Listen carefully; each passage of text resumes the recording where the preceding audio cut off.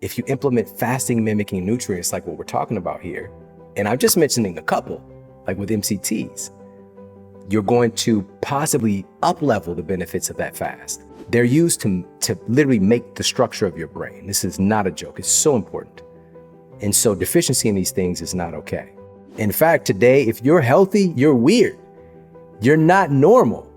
And so right now we need to strive to be a little bit more weird. Shawn, you share a story in your book, Eat Smarter, where you're going about your health journey, and given the foods you talk about here, which we're going to get to in a second, you're eating healthy foods, and all of a sudden you notice that your digestive system starts to act up. So these foods, like I said, healthy foods like kale and cashews that you've been eating and promoting your health start negatively impacting you. So how far back is this, and what do you do? So, I think that all of us who are operating at a significantly high level in the field of health and nutrition, all those things, we go through phases, and we go through our phase of dogma and believing that our way is the right way. And so when I was doing clinical work and doing consulting as well for big businesses, even as far as nutrition, whatever I was into, that's what I would tell the business they needed to be into and their employees or my clients, which, going from the standard American diet. And when I say that, Jesse, I'm not just a card-carrying member of the SAD diet. I was the president of it. All right. I ate fast food approximately 300-ish days a year. The only time I didn't eat fast food is when I couldn't scrounge up a couple of dollars. And then I would eat ultra-processed foods at home. So this would be like a box of Velveeta shells and cheese would be a fancy meal for me, a family-sized can of SpaghettiOs. And so going from that to really reducing, when I made a decision to eat more plant-based in that moment, I was eliminating so much of the ultra-processed garbage, additives, toxicants, preservatives, artificial this and that. And so my level of health accelerated so much and so quickly.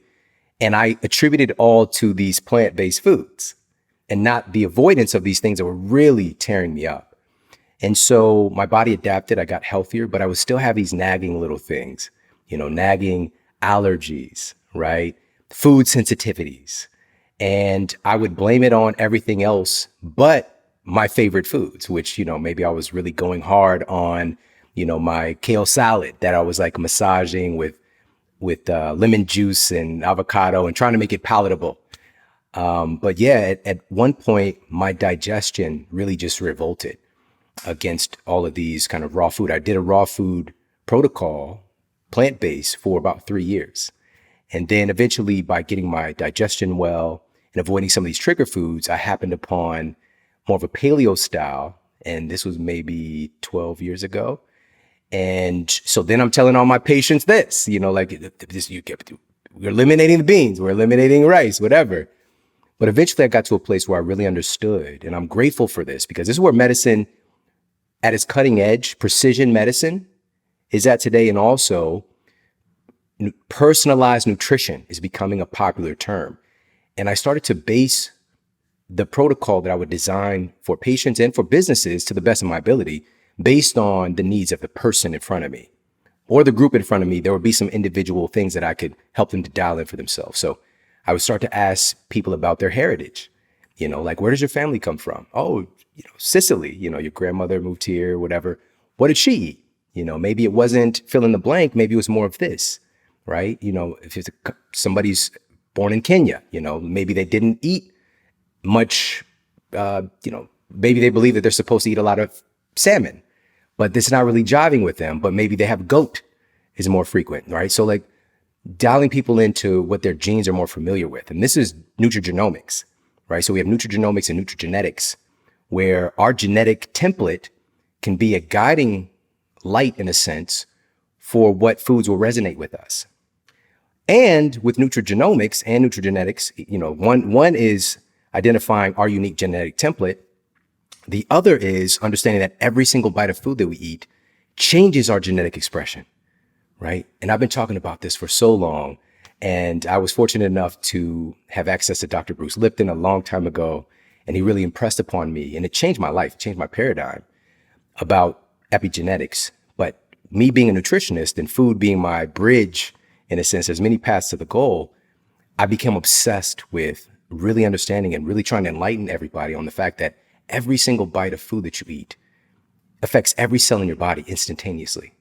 But because of our conventional paradigm, we still see things in isolation, and we separate our body into parts. And even if we find a food that might be good for your cardiovascular system, like beets, for example, we just think, oh, this is a great heart food. It affects your toes. It affects everything about you. Every cell in your brain is being influenced by every bite of food that we eat. And again, including the expression of our genes. So long and short of it, it's just through experimentation and having the audacity and courage to, once we get comfortable with a certain diet framework, we tend to think it's the end all be all. But we're always changing, we're always evolving, and giving ourselves permission to change as we change. Such a good point. And this particular roadblock I'm referring to is when you ended up going to a doctor and having some testing done of your gut, and you realized that things were kind of off balance there, and he recommended beans and gluten to you. Right. So talk about that, because at that time, those were foreign foods to you, and you couldn't picture eating them, and you even resisted in the beginning until he pushed further. Talk about what happened there. Yes. So, and there's a sub chapter in Eat Smarter. It's looking at a piece of bread, for example, and knowing that there's two sides to every slice. And some of my best friends, some of my close associates and colleagues, like Dr. Stephen Gundry, he's been to my house many times. I love him. And he brought forth this plant paradox. And essentially, these, plant compounds, these anti-nutrients that can degrade your health significantly. And there is truth to that. But we have this tendency to go all or nothing and throw the baby out with the bathwater and even miss on what he's saying. Because if people actually talk with him, he's not saying you can't ever eat rice. It's saying, hey, let's pay attention to more traditional methods of cooking this rice, for example, eliminating some of the lectins or anti-nutrients, pressure cooking it, soaking it, sprouting it, all these things to make it more digestible and to be able to utilize it. And so at the time, I was so dogmatic about beans and rice, and, this was the kind of paleo framework that I couldn't really hear. I was just like, when we had got this testing done and I was having these food sensitivities, and I got to this place where, and I know some people listening have experienced this, I was afraid to eat because I didn't think something to trigger me. Right. And so I had my quote safe foods at this point, and that's no way to live. And so when he recommended kind of repopulating certain species of gut bacteria by including beans, including some sprouted grains and things like that, I just was like, nah, I could do it without that. And I just didn't really get better. And when I had the courage to just, okay, I'll do it, and included some of those foods along with some other things, I got better so quickly. I've been struggling for like 2 or 3 years, just like the occasional like digestive discomfort. And it would really just, if somebody knows about this, having like digestive pain, it can really mess your life up. And since that point, and this was about, we'll just say 6 years ago, I have this robust, healthy, I feel like I could digest, a horseshoe at this point, very strong, healthy digestion. But this had been a result of all the experimentation that I've been doing over the years. There's beauty within it, but there can also be challenges. So doing an all raw food protocol, you lose out. Your body really operates on a use it or lose it basis with a certain digestive secretions, the release of certain enzymes to help me to digest high quality proteins, more dense proteins. The body just tamps down on the ability to do those things over time. And so helping to repopulate my gut by adding in some of these kind of quote resistant starches has become more popularized as well. It was what I needed right then. Do I do that today? Am I like regularly having bread? No, I don't really feel good about it, and it's not necessary. But in that phase of my life, it actually helped to improve my digestion, improve my health, and open the conversation up to actually look at the data and see like, wow, there's a lot of peer-reviewed data, randomized controlled trials showing efficacy with certain types of grains. I can't just ignore that doesn't exist because of my belief system. And then at the other side, there's a tremendous amount of data on how certain grains, especially conventional grains, this kind of genetically modified dwarf wheat, is tearing people's digestive system up, pro, gliadin and, the release of zonulin and kind of just pulling apart our gut lining. So it really just depends on, also in some of those studies, the researchers acknowledge it's how it's prepared matters and how it affects your digestive system. So our ancestors that were utilizing grains, they didn't have it all wrong.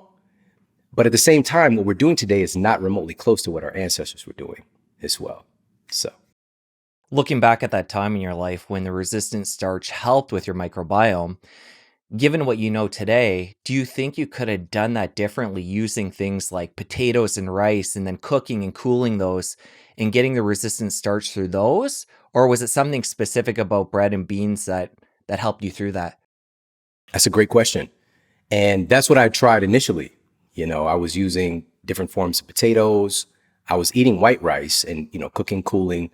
That resistant starch conversation was a good friend of mine, Dr. Alan Christensen, which I think you might know him as well. He really brought that into my mental Rolodex, but it just wasn't doing the trick. So again, I was trying to do my thing with my limited perspective on this versus my physician friend who'd done all of this digestive testing, is really versed at understanding what the data was showing and just abiding by that for that moment. So yeah, it just depends on the person, at the end of the day. And we need to get to a place, I feel, where everything is an option, because also in our space, Jesse, you know this, that we can become so hyper-focused and hyper-vigilant with preventative stuff that we don't appreciate the advances in Western medicine, where if we have an acute situation, it could be life-saving.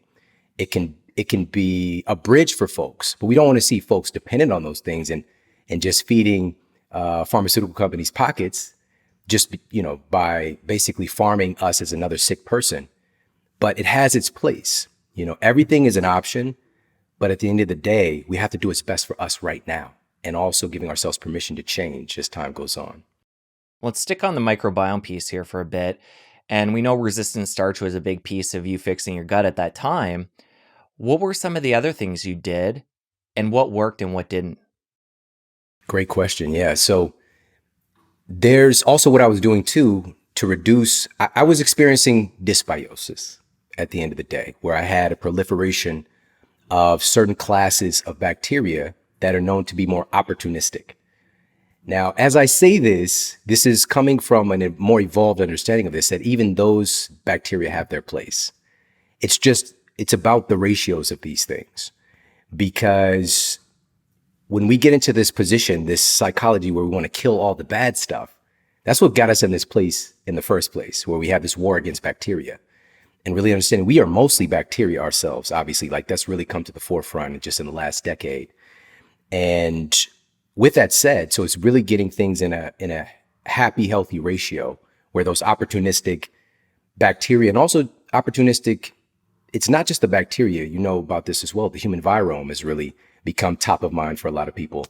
And just prior to everything kind of shutting down and the world getting crazy, I was starting to teach more about that. I was doing some guest lectures and things like that with some universities, but talking about the human virome, the microbiome as well, with fungi.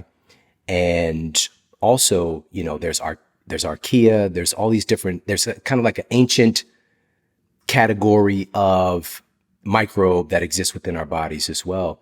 And seeing all the benefits with these things, but also seeing where we can be in a position where, for example, we're carrying around 100 trillion, 400 trillion virus particles in and on our bodies right now.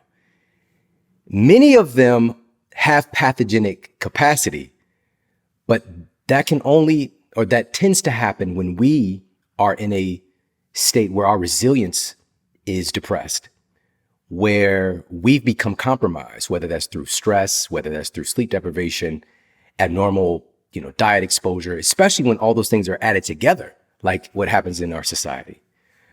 And so with that said, I took the route initially of trying to target these pathogenic bacteria with, garlic and quote, natural antibiotic means, but it just didn't do the trick at the time.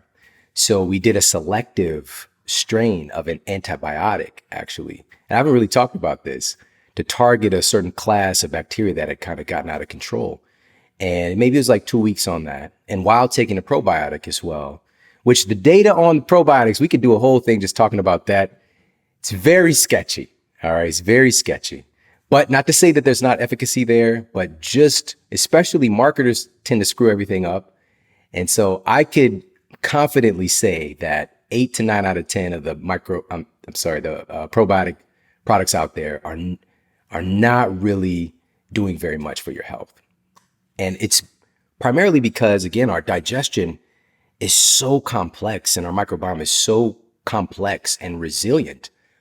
Taking a little pill is not going to really shift things in a dynamic way, especially long term, maybe for a couple of minutes. But our microbiome shifts so much that literally, like, if the wind blows in a funny way, like, it's going to shift your microbiome. You know, it's constantly changing and evolving, and we want to just keep nudging it in the direction of balance. And so I did that. And also, I started to add in more foods over time that I was afraid of, right? So I got to start adding in, like, for whatever reason, I was being triggered by seafood, and I love seafood, you know? So like sardines and salmon and these different things that I really couldn't eat without a reaction for like 2 or 3 years. I was slowly adding those foods back in, feeling good, gaining food confidence again. And, you know, it's just really about, I was also, Jesse, I can't not mention this. The biggest part of this whole thing as we're talking about this was my mind, because all change that's where it's really happening. And so many of my decisions at that point had been driven by fear. And when you're being led by fear, again, temporarily it can get us into a place of balance or safety. Let's put it like that, not necessarily balance. But at some point, it's not sustainable. And so it was just working on my mind to just slow down, to go within, to pay attention to my body, to again, have confidence in understanding that I didn't know everything, and to have the courage to change and adjust, and especially adjust my beliefs. Because last little part here, just for everybody, whenever we get results with the diet framework, and you and I both, this is one of the things that I really love about you, is that you're inclusive in diet ideals, right? If somebody gets great results, like when I did a vegan protocol and my health transformed dramatically in very positive ways in some aspects, I can have the tendency to believe that that's right for everybody. And it's right for me all the time. But over time, when my body starts to present and give me feedback and communication that, hey, we're lacking this, we need to change this. If something works for us, what we tend to do when problems arise is to double down on what is no longer working for us. Like I'm not doing it right. And I would even say that to people. I would say that to colleagues of mine who are top health experts, you know, when they're saying they're not doing raw food anymore, they're more like they're adding in some cooked food. I'm like, you're just not doing it right. You don't know. You've been doing it for 20 years. I've been doing it for 2. You just don't know. And yeah, so that's really, I want to implore this upon everybody to just have the courage to question things, to question our biases, and also to open the door for evolution and for change as time goes on. Well, the interesting thing about you, Shawn, as you're continuing to evolve and learn and change, you're in a unique position where you're doing it in front of the world because you have this platform, your podcast that you've been doing for 9 years. So I think you mentioned it was 6 years ago, this bout with your digestion. You had already been doing your show and educating people. Talk about how challenging that can be to pivot when you're in the spotlight. Yeah, that's tough. I remember going to, you know, even prior to my show, I was the face of another brand, this big online health site. And I was like the resident nutritionist for this podcast. And this was like 12 years ago, before people knew what podcasting was. I didn't know what podcasting was. And this was in the time when my wife got pregnant with my youngest son. And I just had to get to this place where I don't want him to be an experiment. Like, we're doing this raw vegan thing. And I want to make sure that he's getting all the stuff that he needs. And so also her cravings, so she just started to have these very unusual cravings. And then she would feel guilty. Like she's craving meat. It's just like, no, you just need some salt. And, so going to Whole Foods after you've been plant-based for maybe 5 years and you get your carton of eggs and you put the kale over the top of it, because you're embarrassed. I had to get over that really quickly and just be authentic, because one of the worst things that we can do, I think, in this life is just to be honest and to act like we got it figured out. And there's a natural tendency that once we find something that's working for us, to really dig our heels in. And so it's just a natural evolution over time, if you're open and honest, to say, hey, and I'm at the place now where, and especially just witnessing the last couple of years, where I really understand throughout time, some of our greatest thinkers, whether it's, Socrates or, Gandhi, I really think that they came to a place in their perspective, really realizing that we don't know shit. Like, we really don't know anything. We're spinning around on this blue sphere with this perfect conditions for life to exist in the middle of the Milky Way galaxy, amidst billions of other galaxies, not planets, galaxies. And we think that we know what this is all about. We have no idea. And the little bit that we do know, we grab onto it because it gives us a sense of certainty and control in a universe that is so complex. And one of the things that I've really been working to push into popular culture, and it's so interesting, and I know you experience this as well, that the right people start to show up who are championing this message as well. So I feel that the microbiome is having a moment right now, for sure. But where things are going right next, or it's happening now, is circadian medicine, and really paying attention to how we're lined up and in sync with the 24-hour solar day. Not just the diurnal and nocturnal patterns of the earth, but we're lined up with the entire solar system. And within each of our cells, there are these clocks. And I remember at my university and hearing something like circadian timing, right? Your biological clock. And it just sounded very not real. It sounded like a very I don't know, like horoscope or something. It's just I don't know about that. Not to disrespect horoscopes if people are super into that. There might be some validity in it. But for me, it's just that doesn't make sense. But today we know that our biological clocks are essentially, they're functional genes and proteins that literally control the expression of other genes and proteins. They're controlling everything about us, depending on what time of day it is and whether or not we're synced up with that.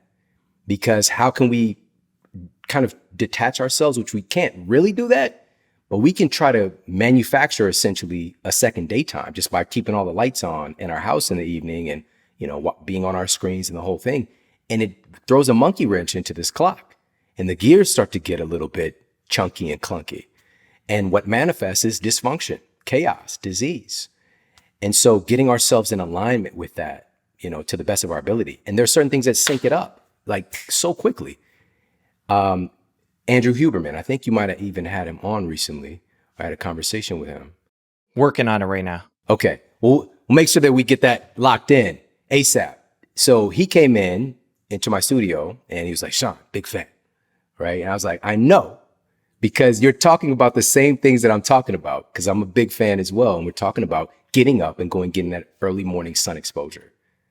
Just that one simple thing. I wrote about this in Sleep Smarter, my first book. I wrote about this, and this was Innovations in Clinical Neuroscience. Just getting up and getting some early morning sun exposure actually helps to kind of sync up. I struggle to use the word reset your cortisol rhythm, and it helps to lower your cortisol in the evening. Getting sunlight in the morning helps to lower your cortisol in the evening.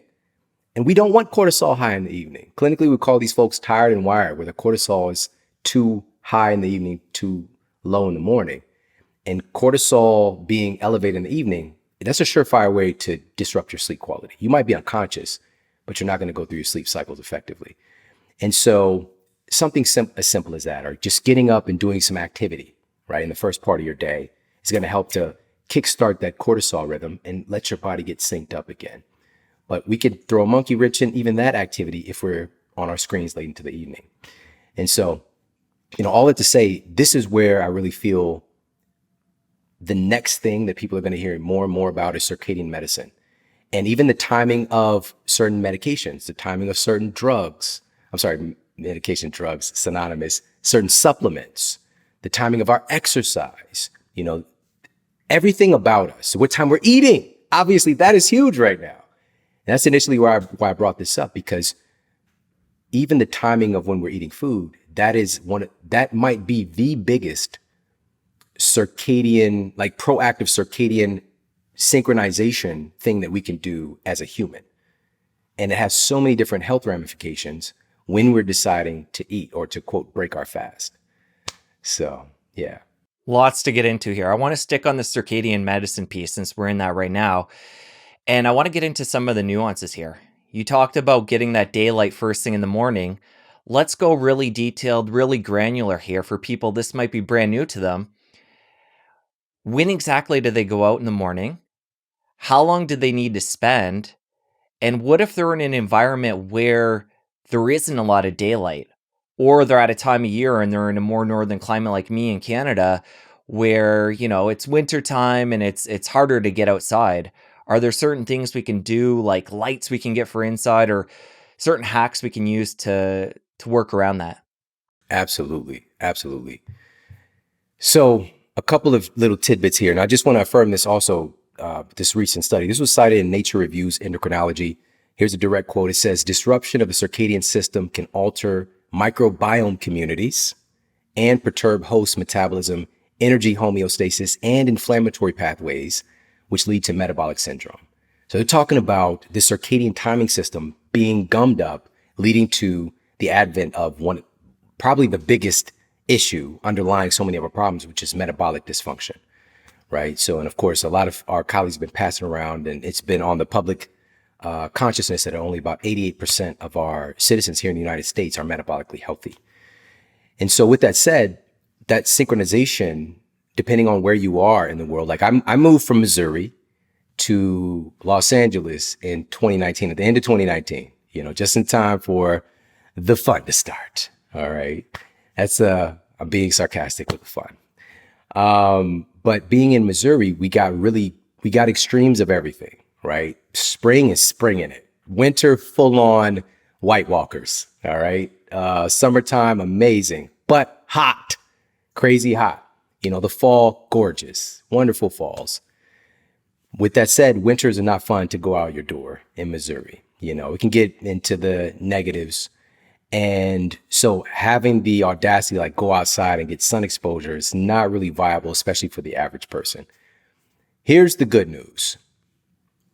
Simply getting exposure, even ambient light coming through even your windows into the room, is going to help to sync up, because there's something about sunlight that is unlike any other light, and we cannot replicate it. I don't care what anybody says. We have all these different therapies. We got red light therapy. Great. But we cannot remotely get close to dialing in what the sun is doing. So with that said, though, if you want to sit by a window and allow the sun to hit your skin, that's a different conversation, because it can distort the UV. There's UVA and there's UVB. And about 95% of the rays that actually reach us, that's UVA. UVB is what's needed to trigger the cholesterol process, the synthesis into vitamin D, right? So, but glass distorts that, right? So we're getting hit with a lot more of this kind of UVA, which can lead to some abnormal stuff with our skin that we might not want. This is not to say that you can't have that happen, a few minutes and you're going to die or something. It's not like that. But ideally, if you want to get sun exposure on your skin, you want to be in the nude. You want to be skin to sun. All right. But again, just opening your windows, opening the blinds, should I say, and allowing that ambient light into your room is going to be just fine. However, we're talking about building resilience. So if it is 20 degrees, and the crazy thing is, after moving to LA, I've seen how I've become more baby-like. All right. When it's like 50 degrees outside and I'm like shaking. It makes no sense, Jesse. Now, of course, like, I do my cold cryotherapy, all that stuff. But just initially, like I would go out for my morning walk. And when it started to get a little brisk, I just see like my body's just not used to this cold exposure when just going out for a walk. So now I got to like put on a hoodie and the whole thing. And building resilience means I can, hey, let me go out, maybe go up on my roof or go outside for 5-10 minutes, embrace this cold that my ancestors lived in, and just, I could stare off into the horizon where the sun is at. You don't got to stare directly at the sun, especially after it's kind of rising up to a certain point in the sky. You don't want to stare at the sun. But just staring off into the direction of the sun, 10 minutes, maybe I'm sipping on some gynostemma tea or a little pu'er or some, your coffee, maybe some mushroom infused coffee. Just make it a thing. Maybe you go out there and you pop on the Ultimate Health podcast and you stand there proud. Maybe you take it another step. Maybe you go up on, like I lived in the woods, in wildwoods in Missouri, and we're kind of secluded, so maybe you even put on your house shoes and some warm socks and you go out there in the nude and you stand there in all your glory. I never did that, by the way, but I'm just throwing it out there. So those are a couple of things. And also last thing to add to the mix here, I've spent time in, all over the place, New York City, concrete jungle. Some of the best humans that I know live there. And that's one of those things where even getting sunlight is difficult because of all these tall buildings, right? So in a case like that, we do have advances in technology, like light boxes and things like that do have some clinical efficacy, especially against seasonal affective disorder. Very, very compelling evidence as to how effective using light boxes are. With that said, we still can't replicate sunlight. And so I would highly suggest structuring your day, structuring your life in a way that you're able to pop out, even if it's for lunchtime. Central Park is obviously, it's central. So there's a lot going on there, but just being able to find a place where you got some open access to some more sunlight and or ambient light. If you care about this stuff, you can structure it in your day. There is a way to do it, whether it's like you're doing a walking meeting, whether it's, your lunch break, whether it's, right after work, whatever the case might be. But even that, by the way, I think you know about the litigation, the Sunshine Act, where they're trying to make this kind of permanent change with daylight savings time, but in the wrong direction. So that would create a situation where, New York City folks are, kids are going to be at the bus stop and it's like 8 a.m., 8:30 a.m. and the sun still isn't up, right? So yeah, we just got to keep all this in context. And by the way, I did a masterclass really talking about the Sunshine Protection Act and kind of giving us the science around that, but also imploring us to we have a voice in this stuff. We also have a voice most powerfully in our own life, but we tend to tell ourselves this is the only way. I can't do it. I can't get it. It's too cold. It's this, it's that. It's my schedule. Where there's a will, there's 10,000 ways.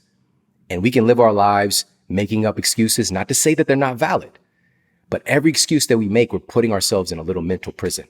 There is absolutely a way that you could get some sun exposure in your day. You just have to make it a priority. And coming back to the zoomed out overhead that we started this with, we were talking about setting the circadian rhythm or our internal clock. And when it comes to that specifically, we need to get that sun within a certain period of time when we wake up, correct? Ideally, it would be within the first 90 minutes to 2 hours of the sun rising that you get some sun exposure, because some folks get up long before the sun comes up, depending on the time of year. Maybe the sun is rising at, say, 7 and they're getting up at 5. So just as soon as the sun comes up, if you can, just get 10 minutes. Some folks advise more. 10 minutes is more than sufficient, even 5 minutes, to be honest. Just to tell you this, I think even 1 minute, even just 1 minute, the sun, our bodies are so intelligent and it knows what that is. Our genes know what sunlight is. And it's just and every cell in your body knows based on where the sun is at, the location of it, what time it is. as far as your biological clocks are concerned.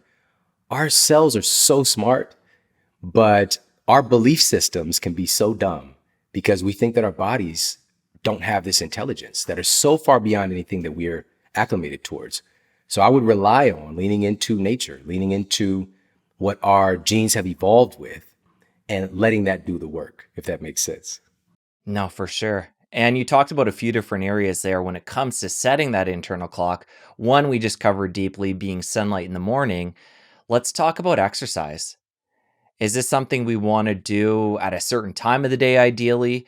And how does that relate to our internal clock?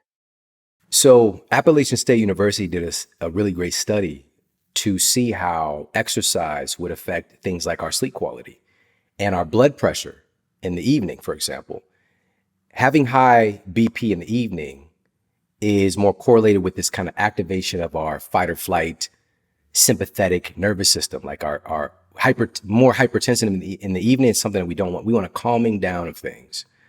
This leads to another common misconception in health that our body's numbers are static, right? So that our temperature, right, 98.6 degrees, right? You're healthy.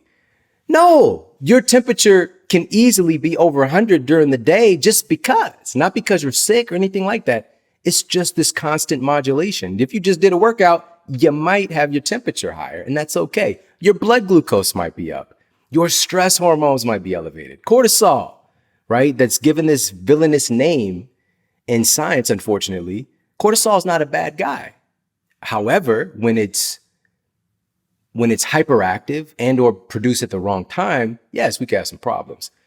But you need cortisol in order to make thyroid hormone, for example. You need cortisol in the mix in order for you to like have the energy to just kind of get up and get engaged with life. Cortisol is not bad. You want cortisol, but you want it to be in balance. You want to find that homeostasis.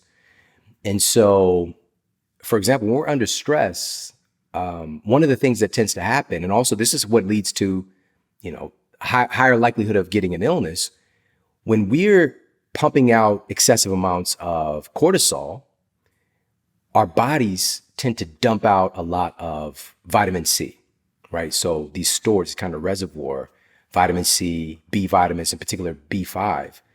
And those are needed for all kinds of immune modulation, but they're also needed for so many other, vitamin C is part of like even your skin being able to regenerate itself, right? It's important for many things, but we just start like dumping out so much of it.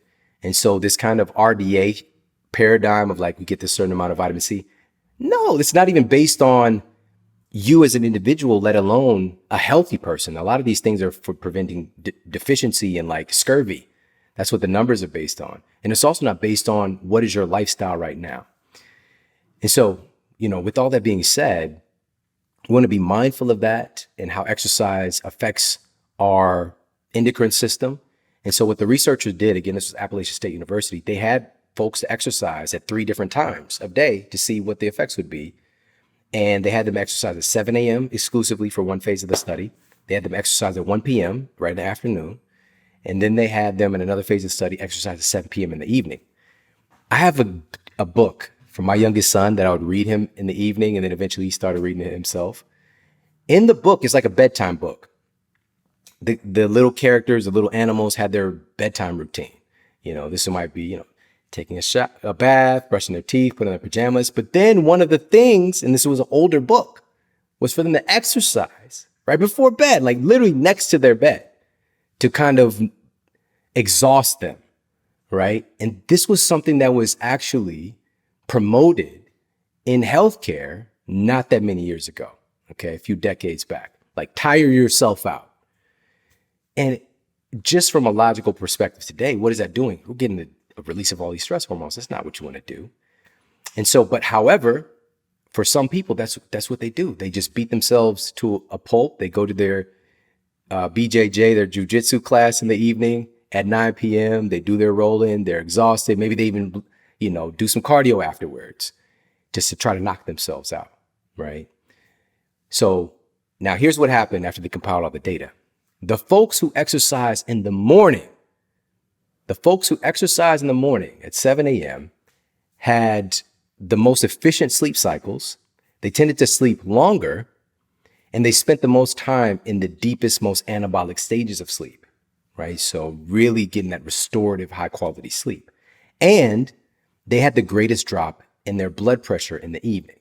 So exercise in the morning helped them to lower their blood pressure in the evening, a la activation of that parasympathetic rest and digest nervous system. 1 p.m., it was there's some improvement. Yes. But this, again, even as I'm saying this, I hesitate because your lifestyle, this doesn't mean you can't exercise after work. This doesn't mean that. However, what's ideal, what our genes expect of us, probably to exercise in the early part of the day. In the evening, it was, compared to the other two times, the least benefit as far as the sleep quality, restorative sleep time, whatever. But it didn't make things worse. That's the thing. I want to make that clear. It didn't make things worse. So with that said, if you have a routine where you're working out after work, cool. Absolutely. But get some exercise in the morning. And they're just like, I already don't have time. That's why I work out at night. I'm not saying you got to do a full workout. Just take 5 minutes.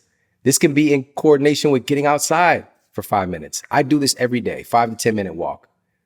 For years, I'd do 5 to 10 minutes on a rebounder, right? So, but now I'm in LA and it's not as cold. So I've just gotten this habit of going for this power walk, 5, 10 minutes, do a little bit of mobility work. That's how I start my day.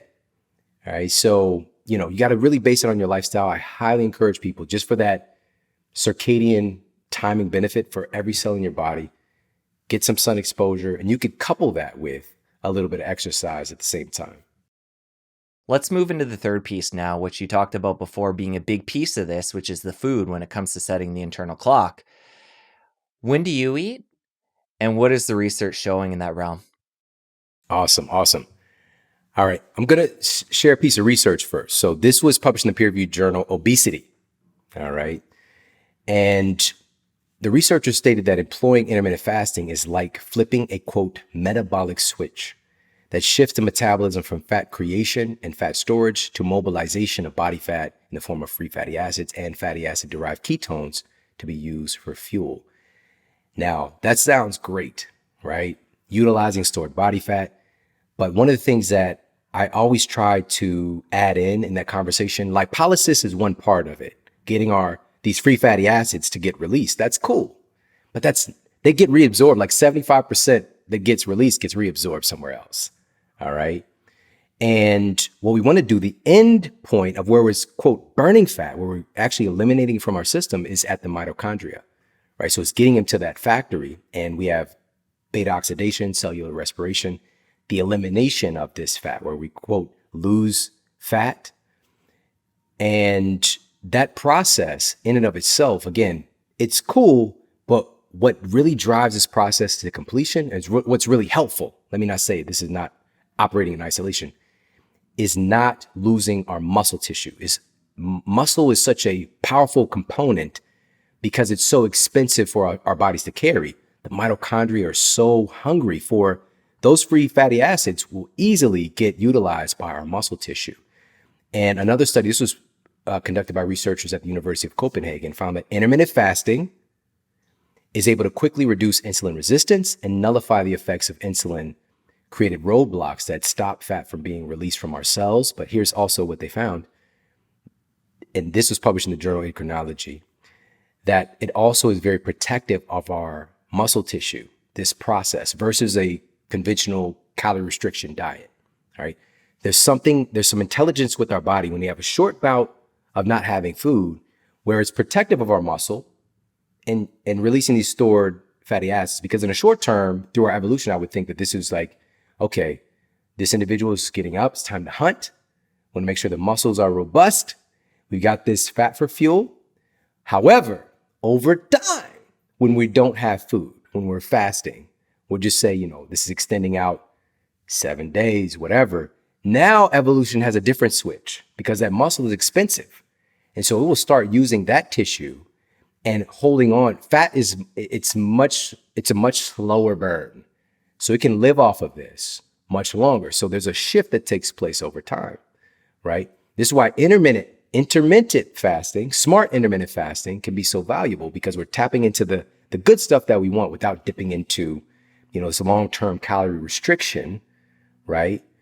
And or long periods of fasting without an objective of, like, for example, healing from a chronic disease. There is a place for that, absolutely. And so with that said, man, I've been intermittent fasting for,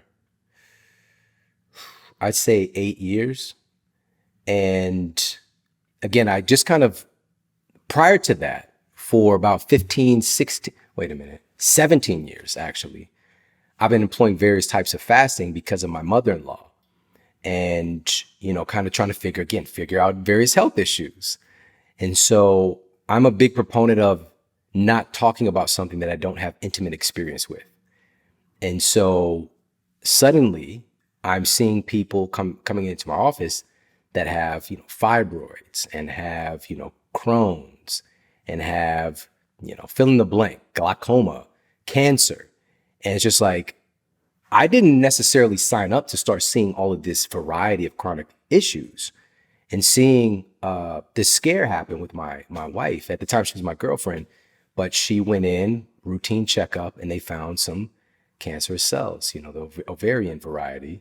And it shocked her. She was young. We're in college. Like, how?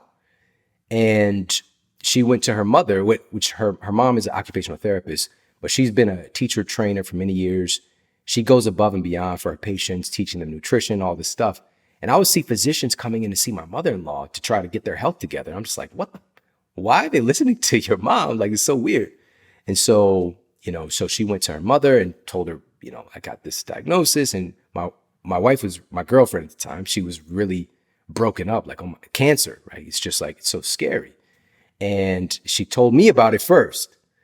And I remember I was leaving the library at the university. I'm just like, I'm frozen. I'm like, I don't know what to do. Like, talk to your mom, like, And so anyways, this is a true story. This is what really got me into this field at this level. Her mom put her onto this protocol, fasting. It was 21 days, structured fast. She was like juicing vegetables and, like, all these other things, and these different combination of herbs and all this stuff that seems so strange to me. And about 25 days later, she went into the physician and they couldn't find anything. And this is a true story. This happened in my life. I wouldn't give a shit. I wouldn't care. I wouldn't believe this if I didn't see it happen myself. But in that moment, she still gave her power away, because they were like, well, we can't find anything with this testing method. Let's do something more invasive, right? And so now they're cutting, they're trying to find a problem. Instead of asking, what did you do? What happened where we can't find anything? And so with that being said, now I know, like, wow, I knew from my experience that a degenerative bone condition or spinal condition can resolve itself, because that's what happened with me at the age of 22, right? Getting diagnosed at 20. But I didn't know, like, cancer, diabetes, like, what? There's solutions for these things. Your body has a capacity to resolve these issues as well.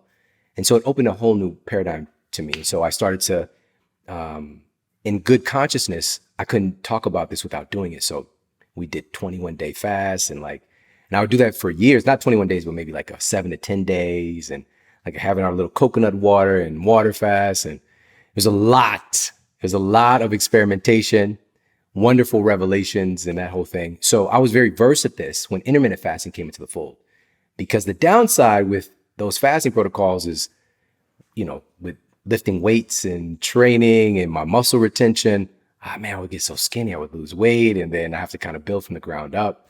And so that was kind of frustrating. And so I wanted to be able to extract those benefits, however. And so just more on a consistent, regular basis, the intermittent fast. And so my protocol today, just to share with you, even today, I'll just give you the example. I got up at, we'll say 6 a.m. I made my son's lunch, and my wife made her own coffee today for a change. And I did some reading and some mobility work, and I had coffee at probably, and it was a cordyceps infused organic coffee. And I probably had that at, say, 8 o'clock, 8 a.m. So maybe that was like 2 hours after getting up. And I had some MCT oil in there. I had, let's see, some collagen in there, which I don't always do. And yeah, so I had that. And then I did a workout at, say, 9 o'clock. It was like 45 minutes. And then I had a 15-minute cushion for us, so I was like trying to get all the tech stuff together. And so, but while we started this interview, I just had some, protein. I just had protein and water. And so I'll probably have my first quote meal at, noonish my time. Interesting. Thanks for sharing all that. And I want to get into a couple details you shared. One being waiting 2 hours to have your coffee. That's not a typical type thing most people do. I'm somebody that, I go to the washroom and I make sure my daughter's, has her little breakfast and do a couple things around the house, feed the dog, and then have my coffee. Why wait that couple of hours? I'm so glad that you asked this. My wife literally just asked me about this, and I'm like, it's in my book, baby. I talk about it because there's conflicting ideas. Because she was asking, does having this coffee break my fast? And I'm like, on paper, yes, because you are consuming something that is a caloric consumption as well. You might have your ghee or grass-fed butter or, the MCT oil, collagen, whatever the case might be. However, I don't know if you know Ori Hofmeckler. No, I don't. So he wrote the Warrior Diet many, many years ago. He was like Israeli special forces. He's got one of the coolest voices. And he's been talking about this stuff for so long. And he's a picture of this, right? Andrew Huberman, big fan of his, of Ori Hofmeckler. We actually ended up talking about him when we were talking. Andrew actually went to Ori's place one time, back in the day, like seeking counsel from the Yoda in a sense of this. And Ori really brought to the fold this concept of something called fasting-mimicking nutrients, right? So fasting mimicking nutrients. He even shared data with me on something like a whey protein being something that doesn't, quote, break your fast as far as your metabolism is concerned. It actually nudges it into more of those metabolic actions that would happen while you're fasting. But in particular, also MCT oil, same thing here. And so, and I want to share this, by the way, because that consolidation of time, I think people can be dogmatic about, like, it needs to be a certain 16:8 or 12:4, like what's the best? This was published in the journal Cell Metabolism. And they were looking at the habits, first of all, of the average adult American. And they found that the average person, from the first bite of food in the morning to the last thing they have in the evening, they eat about 15 hours span a day. All right. Which is nearly the amount of time most people are awake. Okay. And the scientists decided to see what would happen if they simply shorten their eating window just a little bit for the test subjects to see what would happen. And they just had them reduce their eating window to 10 to 12 hours, 10 to 12 hours. All right. So this is just 12, like this would be a 12-12. And here's what happened. After 16 weeks without any standard dietary restrictions, by the way, they didn't tell them anything, just eat your food in this window. By shortening their eating window, the study participants lost an average of over 7 pounds. All right. They subjectively reported that they were sleeping better, they had more energy, and also an analysis of their diet found that they naturally reduced their caloric intake by about 20%. So they were losing weight. And this was without calorie restriction, again, by the way. They were losing weight, eating foods that they enjoyed, and experiencing a lot more energy. But again, there's a lot more going behind the scenes with metabolism. So even just having intentional, right? I'm done eating dinner at, say, 7 p.m. I have my coffee at 7 a.m. the next day, right? If you're concerned about on paper. However, we have this paradigm of fasting mimicking nutrients, and I can share a specific on this. All right, now to specifically highlight how coffee can fit into this equation of a fasting mimicking nutrient source. Here's a study. This was published in the American Journal of Clinical Nutrition, revealed that coffee actually stimulates the release of a variety of satiety hormones, including CCK. Now, this is produced primarily by cells that are in our gut, And CCK has this really prolific impact on our overall metabolism. And so another one of the people know a lot about leptin right now as kind of being the glorified captain of the satiety hormone team. But there's also CCK, there's also adiponectin, which adiponectin has this really interesting ability to specifically target visceral fat and as far as like releasing energy as well. So our satiety hormones don't just play a role in making us feel satiated, they play a role in fat metabolism. And so another aspect with coffee was that, now this is where it gets really interesting, the chlorogenic acid found in coffee has been found to increase the breakdown of stored white adipose tissue while increasing the protection of our muscle tissue. That is like a perfect complement to what fasting does. That's exactly what we want in an intermittent fast. Again, protection of our muscle tissue to also sustain this fast. And I'll share one more. This is according to data published in the journal Biochemical Pharmacology, found that coffee is able to accomplish this particular feat through the action of AMP activated protein kinase, or I call it AMPK.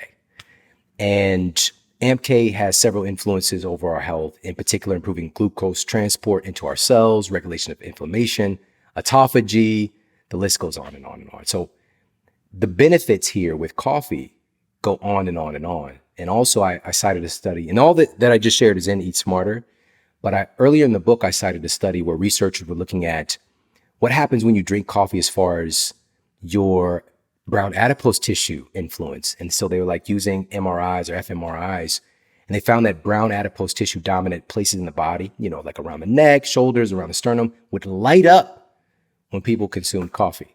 All right, so there's something really remarkable about this. And humans, we've been utilizing coffee for thousands of years. However, what can happen, again, in a dogmatic framework is that, oh, this is killing people, this is a bad thing, this is, whatever. And there are negatives as well. Just about every single thing, every food, every nutrient source, no matter how healthy it is, there's a point where we're going to have data that shows the opposite of what you might consider. And that's, again, for us to open ourselves up, because coffee might be wonderful, even in all these contexts I'm sharing, but maybe not for you, not right now. Maybe you've got some issues with how your body's processing, a nervous system stimulant, right? And so this is one of those things where we also see potential for influencing our sleep quality in a negative way based on your caffeine metabolism. Caffeine has a half-life of, depending on you, it could be 5-hour half-life, it could be 8-hour half-life. So if you consume 400 milligrams of caffeine, after 5 hours, half of that 200 milligrams could be active in your system. That's definitely enough to screw up your sleep cycles, And there was a really interesting study done. They gave test participants caffeine literally right before they went to bed, 3 hours before bed, 6 hours before bed. Even having caffeine 6 hours before bed created noticeable disruption to their sleep cycles. All right. But they were using caffeine isolated. This isn't coffee. All right, because coffee is also coming along with all these other cofactors that, and also we can do things to complement coffee. Like this is why I love the infusion aspect with the medicinal mushrooms, for example, or even L-theanine adding to the mix. This is why green tea doesn't tend to give people any negative responses that they might see with having too much caffeine from coffee, because the L-theanine is more calmative, helping to kind of keep you balanced. And so, just being able to also buffer things with some high quality fats as well. There's so many different ways that you can go about this, but I just wanted to point this out. And I want to share one more nutrient really quickly, because I mentioned the MCT oil implement in this.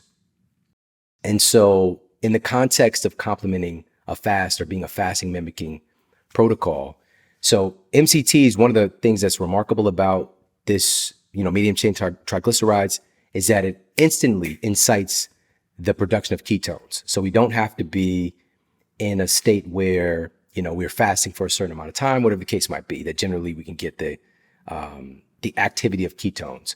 MCTs trigger this response. And MCTs, as a lot of folks know at this point, can be utilized, I struggle to say an alternative fuel source, but because it's not necessarily an alternative fuel source, it's both. Our brains can use ketones and it can use glucose. Not for everything in the brain, however. Glucose kind of trumps as far as all the stuff that it can do in a sense, but it's not like ketones have not been utilized by humans forever. All right. It's something that just was a natural, normal part of our evolution. And so that's one thing. And also here in this context, consuming MCTs during your fasting window mimics and supports the benefits of fasting in this particular way, which is boosting the level of ketones, because that's one of the things we see with fasting. Plus, according to data cited in the International Journal of Obesity and Related Metabolic Disorders, MCTs have been found to boost the oxidation of stored fat while increasing satiety at the same time. The study also noted that MCT enables study participants to retain more of their muscle mass during the weight loss process. Come on! This again, it's such a wonderful compliment. Let me make sure, I want to highlight what you just said there, because you mentioned before coffee in and of itself is going to help burn the white fat and preserve muscle. And now you're saying MCT is going to, if we put that in the coffee, it's going to ramp that up as well, which brings me to the question, again, knowing that, how come you'd wait a couple hours to have that coffee and not get that going earlier in your body? Here's the answer. I don't always wait that long. All right. I don't always wait that long. If I do, it's just because I'm doing other stuff.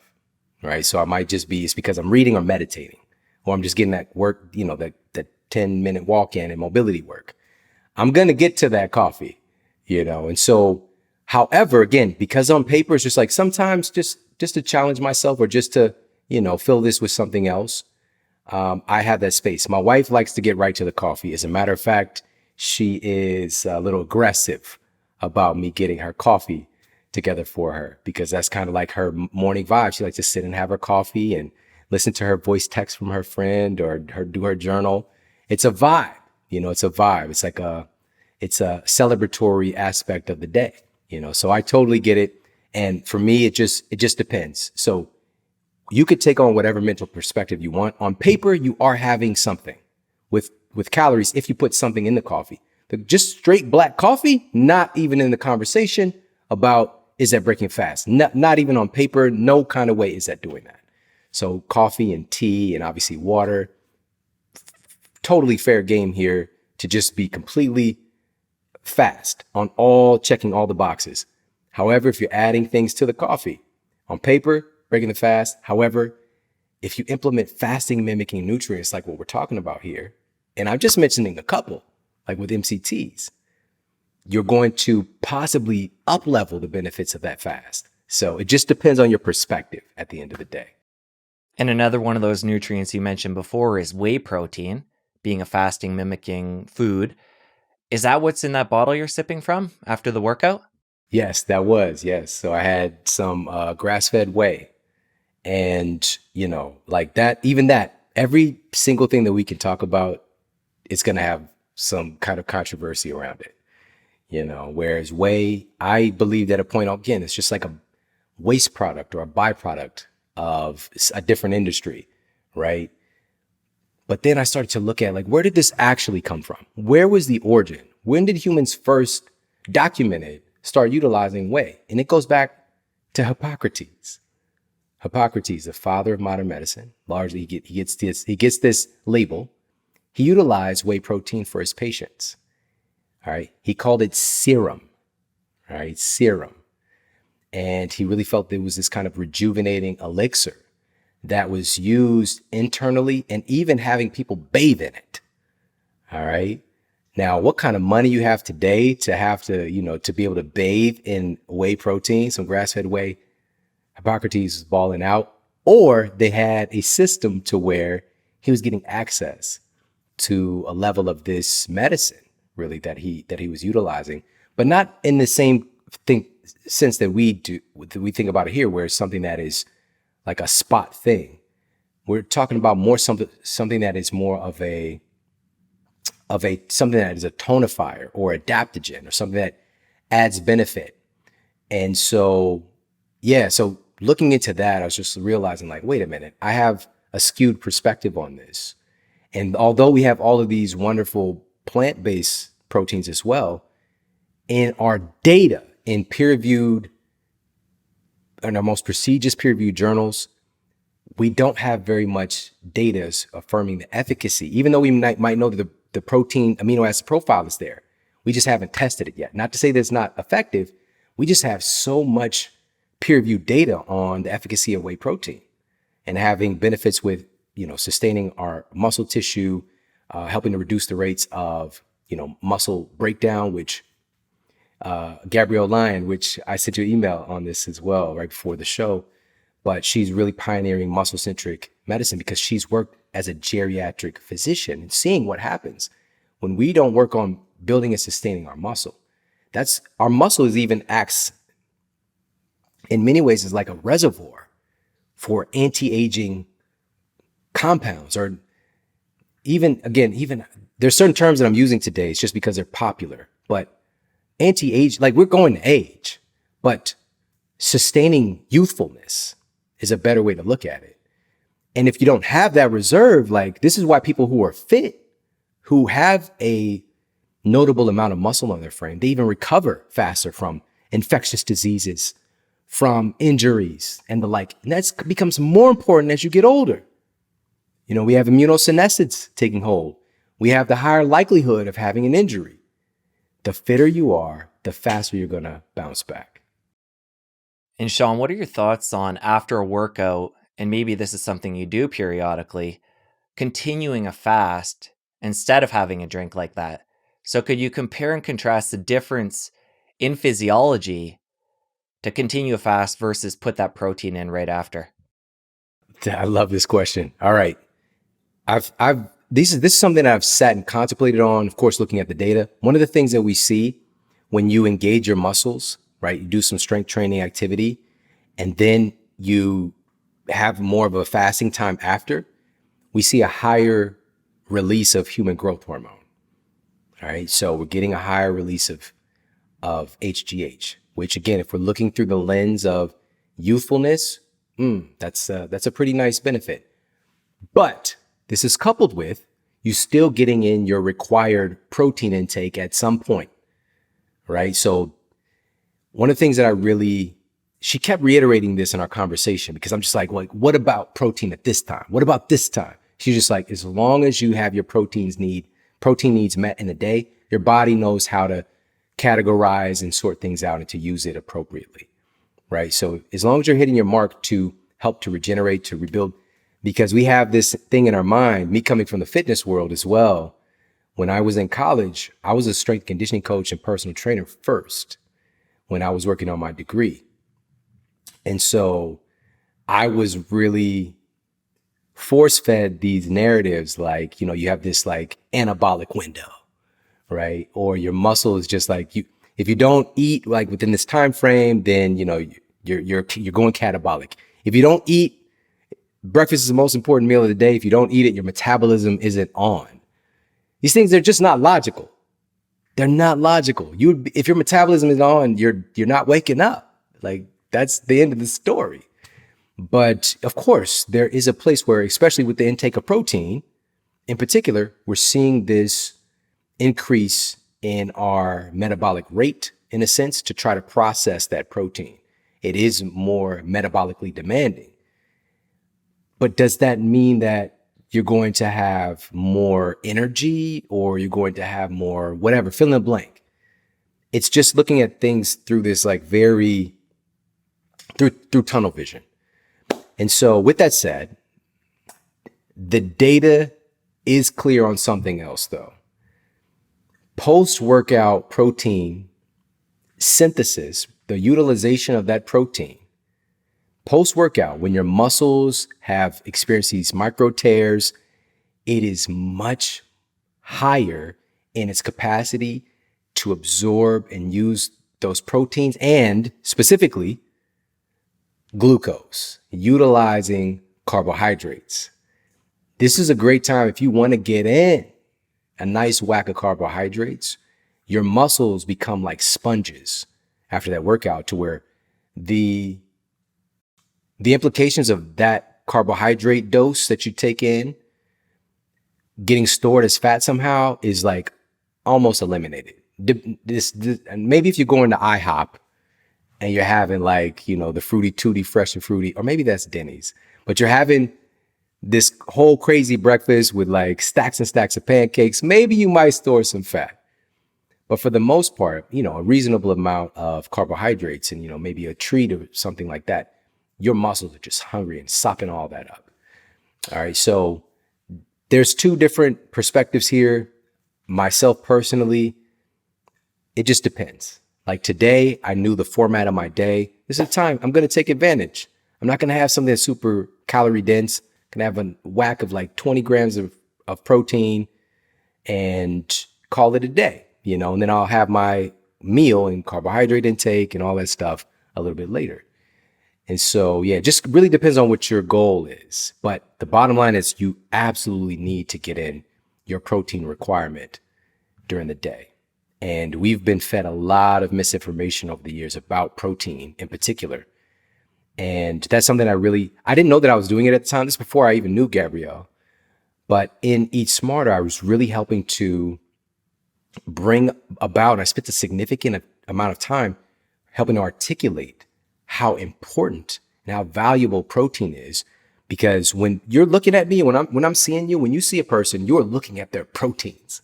Primarily, you're looking at proteins are kind of the dry weight of the human body. It's the solid stuff, protein and minerals. And they're so important for building blocks for everything. If we get into a conversation about hormones, your hormones are made from proteins. Enzymes, they're proteins. If you're not giving your body these basic building blocks, it's going to struggle. But the human body is resilient. It'll figure it out. It can do a patchwork job on you, but it will struggle to just do basic functions, not to mention more advanced things. This is one of the reasons that I had such degradation when I was just still a kid, really. When I had this diagnosis of degenerative disc disease at the age of 20, that was years in the making to get to that place where my disc looked like two dark fried pieces of bologna, my L4, L5 disc, and there's like the light isn't shining through them. That took years to get to that place. So how can a child have that much degradation? By the way, my last scan, the light is shining through. You could see the disc. It has health, and this is 2 decades later, and it's just like, I was so deficient in the building blocks necessary to make high quality tissues. This is why protein is so important. It's not a joke. When I was, again, I'm inclusive. I know the top people, they're my friends in the vegan camp, in carnivore camp. Talk about a spectrum of, associations, but we need to be more inclusive. We're fighting about minutia a lot of times. The average American, 60% of the average American's diet is ultra processed foods. And we're debating about a toxin in a plant. Oh my God. And by the way, when I say that statistic, a lot of people are not aware that that's for American adults. According to the CDC, children here in the United States, approximately 67% of their diet is ultra processed foods. Ultra processed foods. That means it is so far removed from anything that's natural. You can't even tell where it came from. You can't tell where Lucky Charms came from. That's an ultra processed food. A Spaghetti-O? Where does that come from? If you present this to somebody in a tribe, the Maasai, for example, like here's a spaghetti. They'll be like, what plant?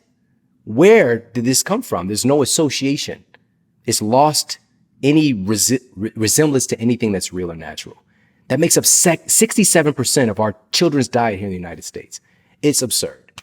And so, with that said, being more inclusive and getting everybody together, instead of all this infighting, I think we could do a lot of good, but having that perspective, and also understanding that this can change as well. One of my friends, Paul Saladino, first he was like, all plants, get them out of here. Now he's integrated the fruit, but he still has this very, animal-centric protocol that works for him, right? And I love and admire him because he has the audacity to change his perspective.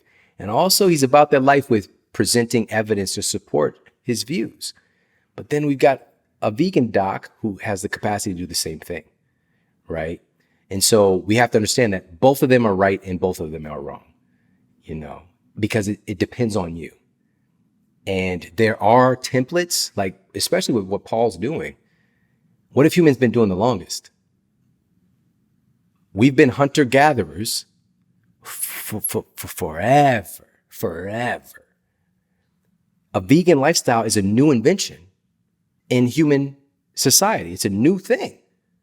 And that's okay, not to say that there can't be efficacy there, but we've got to understand this is a new thing. This is an experiment.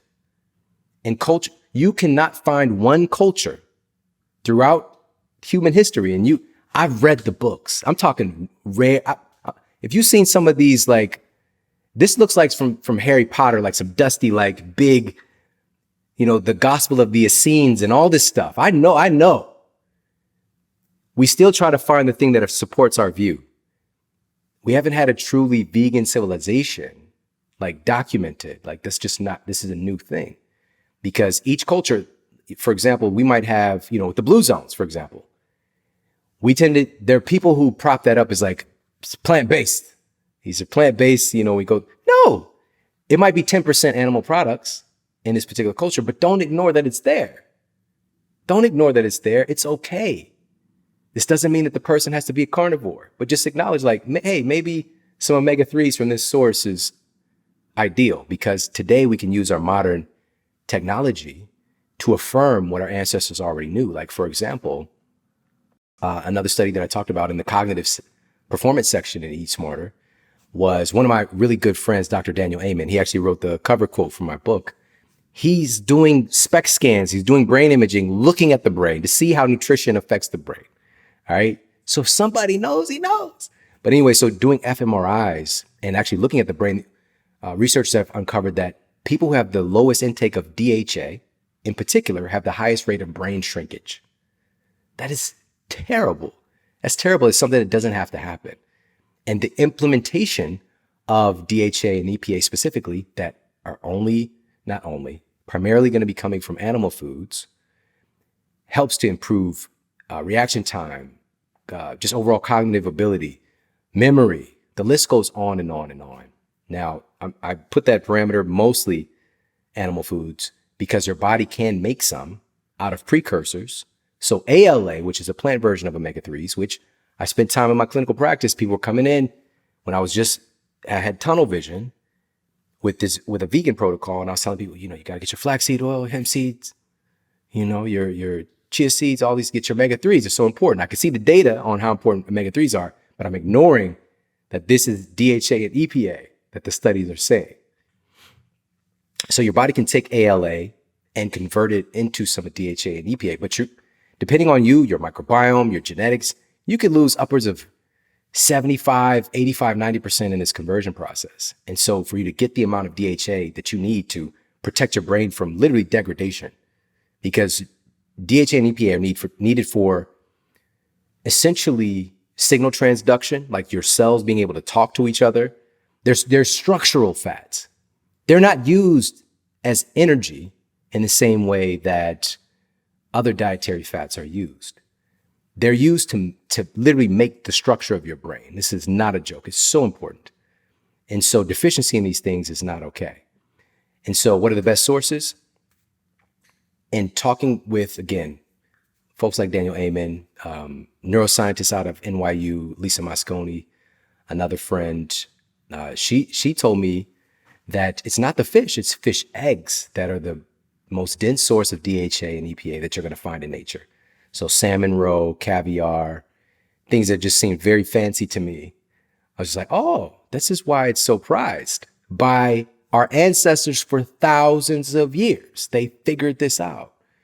Also, eggs kept coming up in that category of really viable source, not just of omega-3s, but also of phospholipids.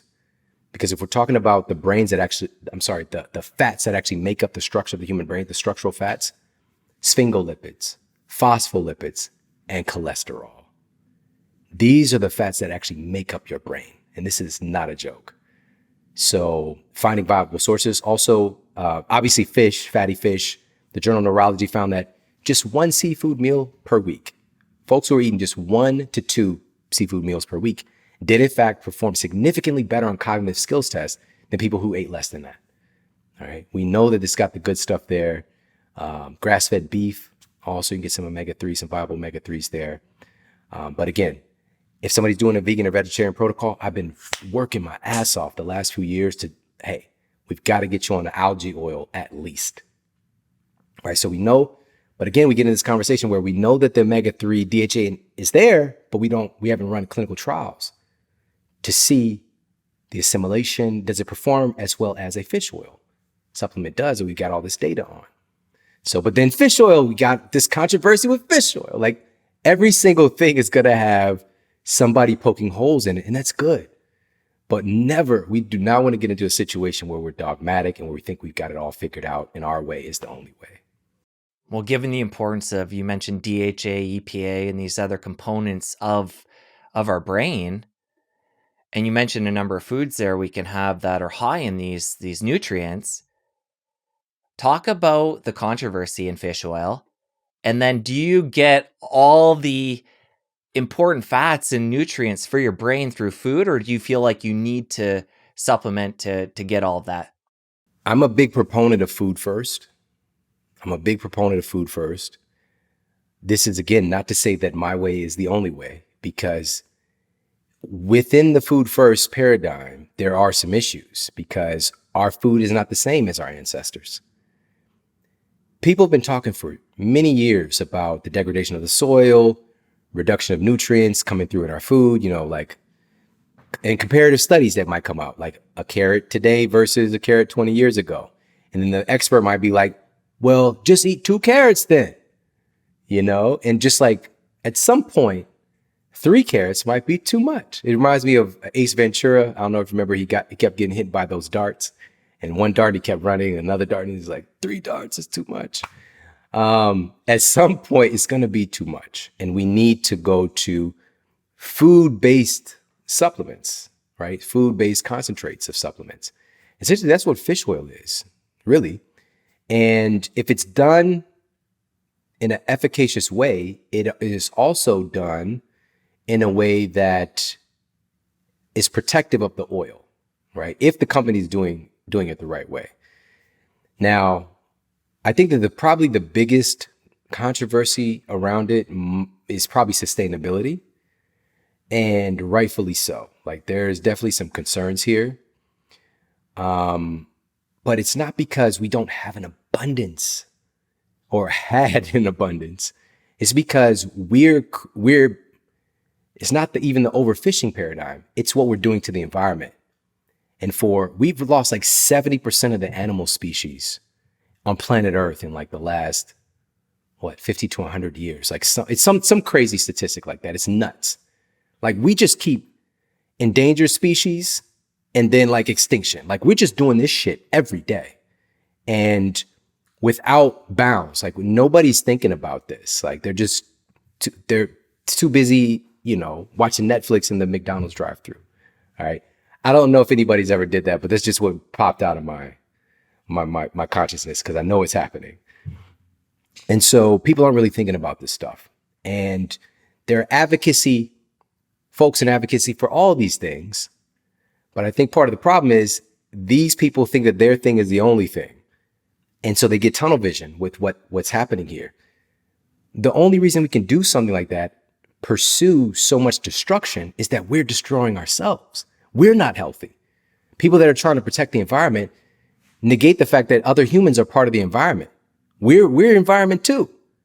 And if we're unwell, if we're mentally unwell, physically unwell, it's very difficult to make healthful decisions or to give a shit about some rare fish group that is on the endangered species list.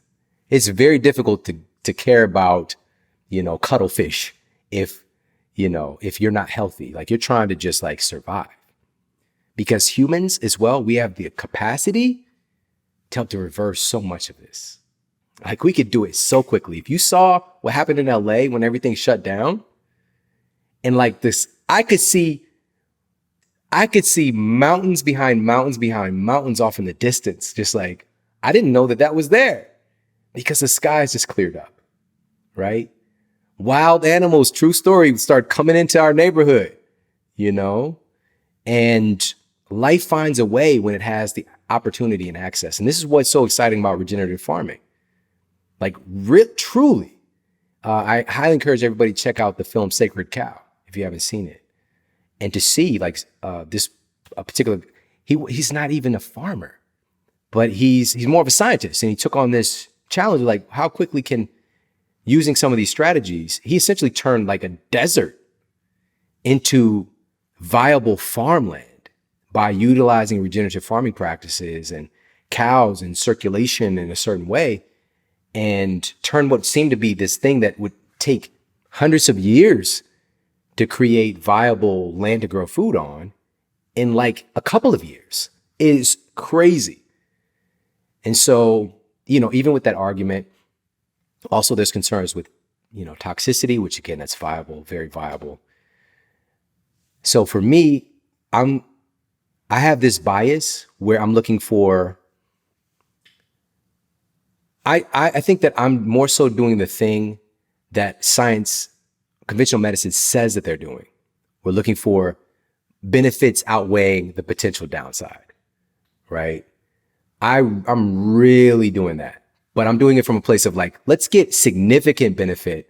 And if there's a downside, actually small downside, not like they're very close to each other. It's just like, oh, this is just a little bit better, you know? So with that being said, DHA and EPA are so freaking important that for me, we're talking about brain shrinkage. We're talking about cognitive performance. We're talking about what makes you human, your brain. Your brain is what makes you human, truly. And so with that, and if we have a small level of toxicity, so be it. Let's create resilience. Let's create healthy cellular communities so that we can process toxicants in a healthful manner, because that's what our bodies do. Now, we have never been exposed to this level of toxicity, let's be clear. But this is what we have to do. We have to rise to the occasion. We have to stack conditions in our favor, because we don't want to be so pristine and healthy in our ways about things that if you get like a gram of gluten in your, you know, in your potato somehow, and then you have a full on breakdown, you know, where you go into a shock. Like, we don't want to be that.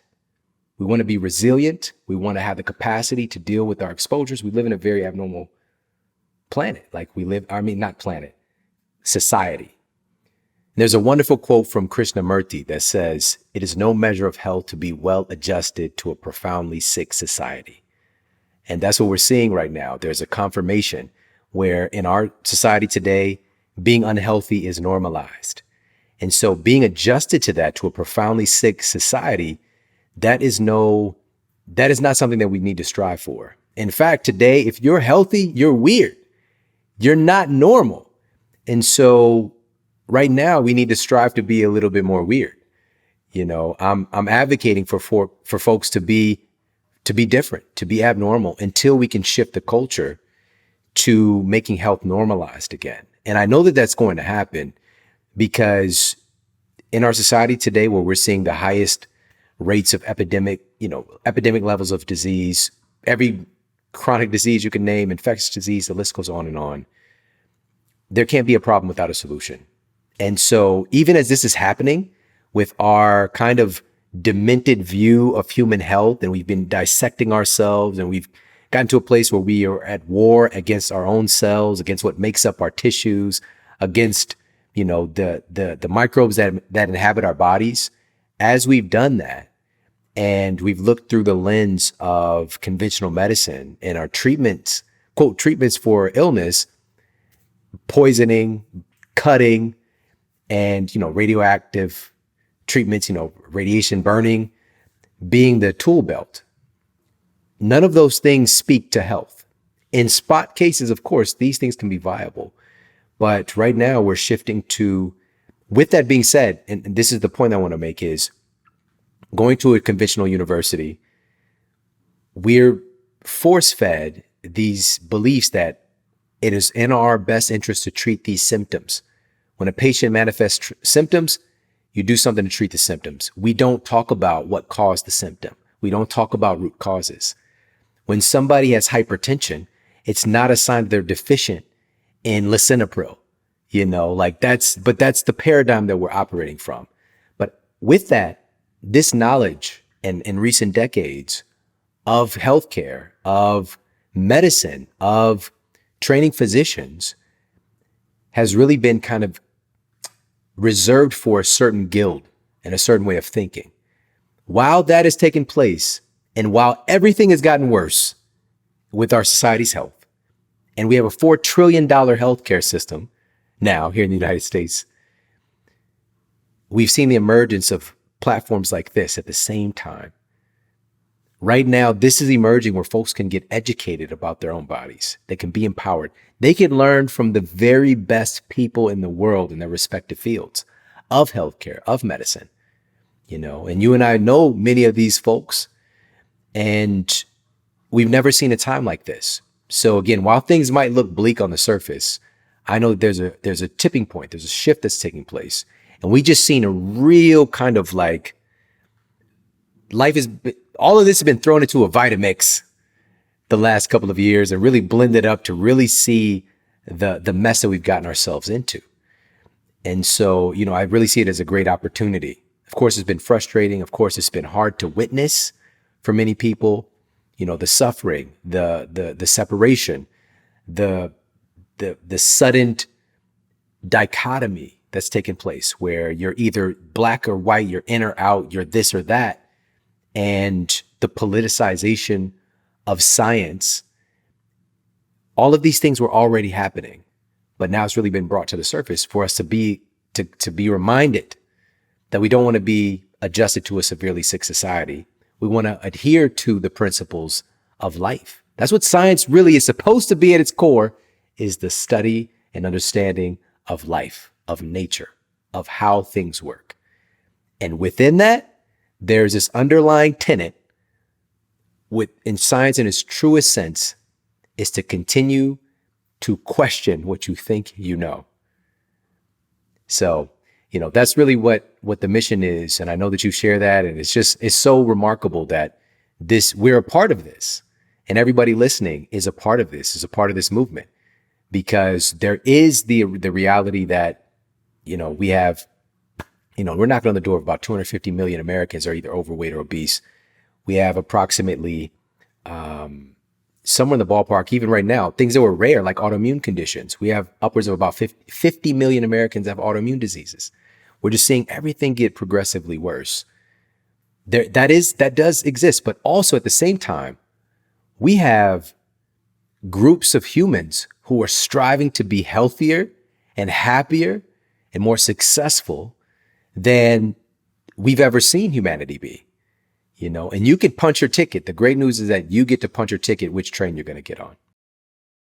Well, we're going to keep doing our job in this and sharing the message and sharing hope for people in this alternative, quote unquote, narrative.